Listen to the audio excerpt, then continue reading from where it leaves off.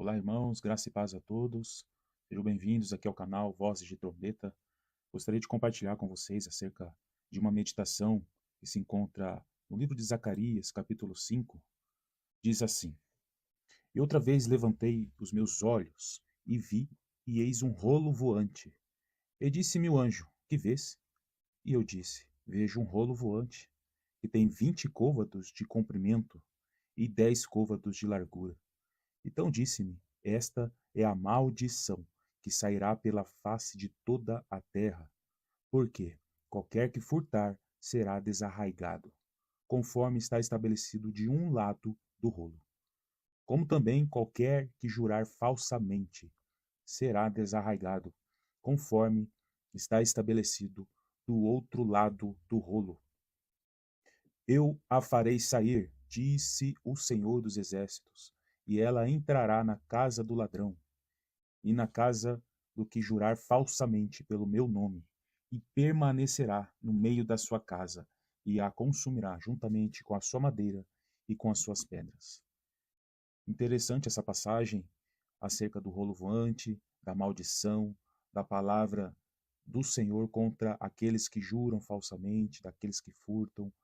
Dá a entender que se trata de uma mensagem contra aos apóstatas, aqueles que são fazem parte da apostasia, aqueles que são rebeldes e não aceitam a correção do Senhor e que vão se rebelar, principalmente aí uma mensagem que se associa com os últimos dias. Importante nós vincularmos outras passagens das Escrituras, porque vamos ter um entendimento acerca do que o Senhor quer transmitir para nós, para toda a igreja nesses dias, e que ensinamento isso nos leva para os nossos lares, os nossos familiares, nos nossos corações, e o que nós precisamos transmitir daqui para frente. Em Êxodo, no capítulo 32, verso 15, diz que Moisés estava com 2 tábuas do testemunho em suas mãos, escritas de ambos os lados.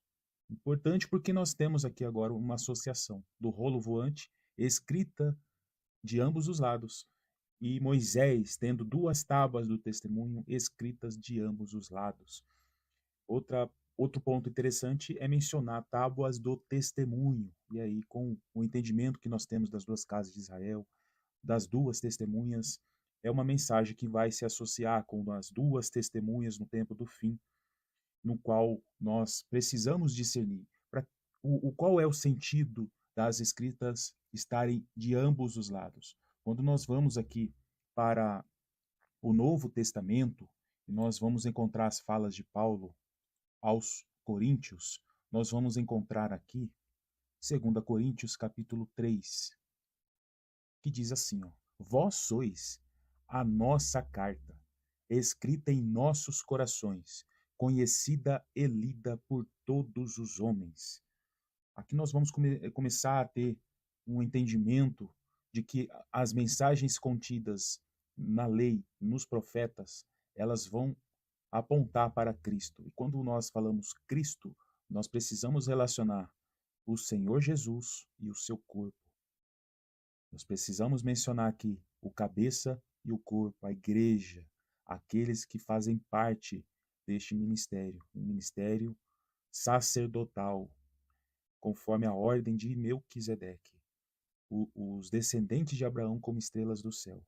Quando fala de carta lida de ambos os lados e uma carta lida por todos os homens, isso vai demonstrar a necessidade de sermos transparentes, de transmitir uma vida totalmente cristalina, pura, refletindo o evangelho puro, sem mistura, sem fermento, sem mácula, através das nossas vidas, sem esconder nada, sem ocultar nada.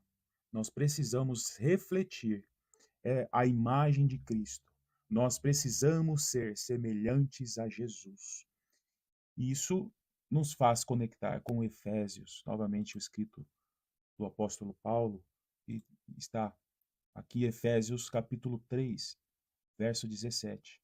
Ele diz assim: para que Cristo habite pela fé em vossos corações, a fim de, estando arraigados e fundados em amor, poderdes perfeitamente compreender, com todos os santos, qual seja a largura, o comprimento, a altura, a profundidade, e conhecer o amor de Cristo, que excede todo o entendimento, para que sejais cheios de toda a plenitude de Deus. Quando Paulo fala aqui de largura, de profundidade, de altura, de comprimento e estar cheio da plenitude de Deus, nós precisamos relacionar o corpo de Cristo, a igreja, com a nova Jerusalém, perfeita, sem mácula, sem mancha, preparada, adornada como uma noiva.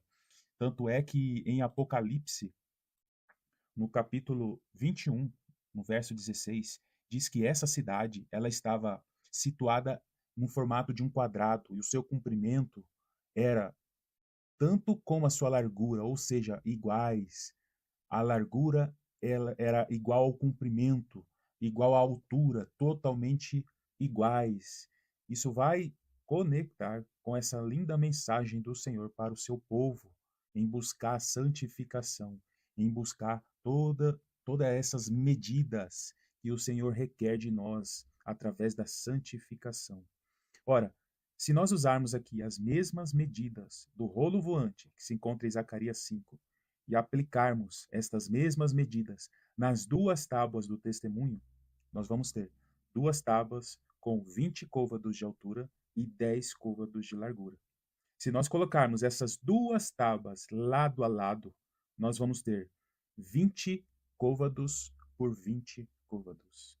E isso vai nos levar a uma medida muito importante que se encontra em 1 Reis, capítulo 6, verso 20, que as medidas do lugar santíssimo, o santo dos santos, era exatamente de 20 côvados por 20 côvados.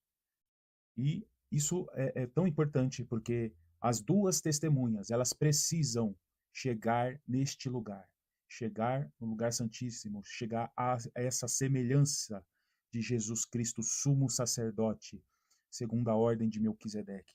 Tanto é que Amós 3, verso 3 diz: andarão dois juntos se não estiverem de acordo. Então existe um propósito de conduzir gentios e judeus unidos em Cristo num propósito, na plenitude de Deus, de chegarem a uma medida perfeita que o Senhor requer de nós. Essa perfeição vai se associar com o filho maduro, estarmos maduros para o tempo do fim, suportando todas as adversidades, todas as aflições, honrar aquilo que o Senhor confiou às nossas mãos.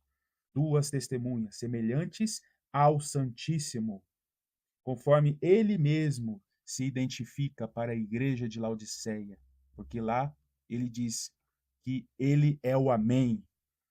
Assim seja, ele é a consumação. Ele também diz ser a testemunha fiel e verdadeira, o princípio da criação. Ele é o parâmetro perfeito para cada um de nós. Amém? Deus abençoe a todos.